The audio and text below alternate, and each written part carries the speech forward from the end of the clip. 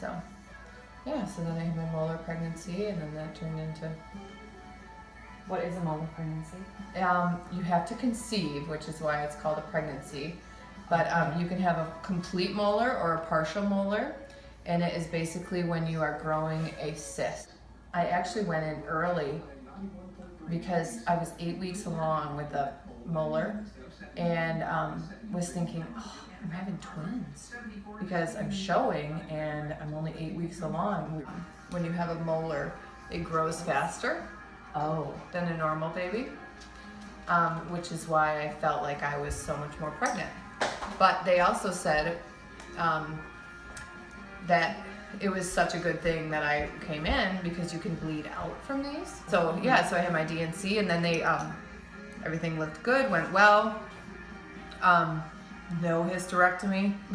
Kept on going for blood work, and then 1 week my levels went up, and they said, okay, come back tomorrow, we got to do this blood work again. So I went back in, the blood work was even higher. They said, you need to come in right now, we need to do this chest x-ray to make sure that things have not spread, because I had, they're like, it's the cancer. Like, so they just want to make sure. Yeah, so it had not spread to my chest or lungs or anything like that. Just all in my uterus.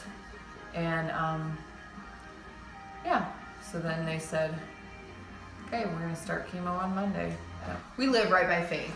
Okay. Like, it's not practical for us to move. And Adams is, you know, it's not ideal because Kyle's not teaching there anymore. My kids were not excited because we decided, with Heritage switching to Freedom, with us living right by Faith, we are gonna just make this switch. So we switched churches, and Elise continued going to Adams, but then the next year we switched her to Heritage.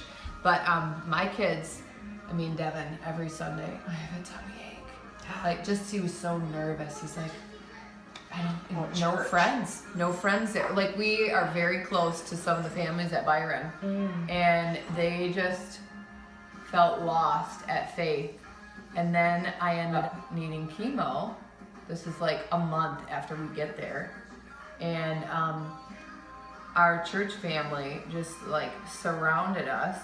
And a good friend of mine, her husband had testicular cancer the year before, and she said, Audra, I am going to set up a schedule for one of us to bring you to chemo and another of us to take your kids that day. And so every day for 10 weeks, my kids left the house with different friends of mine from church or, you know, elsewhere. But a lot of these families that they didn't know, because you just are in contact with people that you're going to church with. Yeah. You know what I mean? So I knew these girls from growing up and whatever, but my kids don't know their families. And a couple weeks into it, Devin's like, Mom, how come 7 of my friends go to our church? And it was all because when I was at chemo, he was at these kids' homes. And God used it to make my kids feel very at home at Faith. It was just neat. I mean, you don't often find any reason for why God does the things that he does, because we don't get these nice explanations. But to see his hand it was at just work. amazing to see that one thing, and it was huge, you know, for my kids to feel like they belonged where we were. That was really big. So that was cool. Like, what was the most help besides your church rallying around you? But your husband's at this point where he doesn't know what to do. He doesn't, you know, he wants to fix the situation, Right. but he can't fix it. Right. Well, no, and he, you know what, before, when it was me, you know, having chemo and going through the other miscarriage in between, I mean, he's taking care of the kids, he's holding things together. And then after this third baby, and we give birth to her, he is in the same place I am. I mean, deeply broken and grieving, you know? So, I mean, we're really, and you know what? It was, I hesitate to say nice.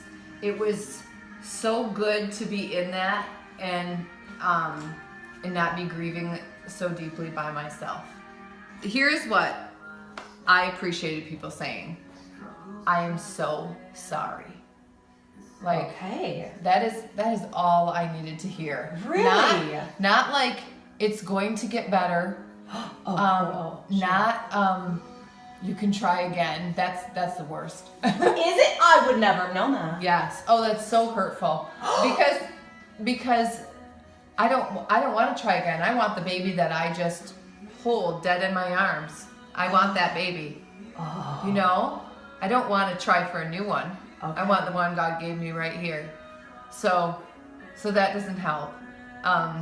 Yeah, just, you know what? Just sit with me, hug me, cry with me, and tell me that you're sorry. And I think it's just about being there. And then you don't feel alone, because most of my friends have not been through circumstances like this, where they have lost babies, and you really, it does feel very lonely.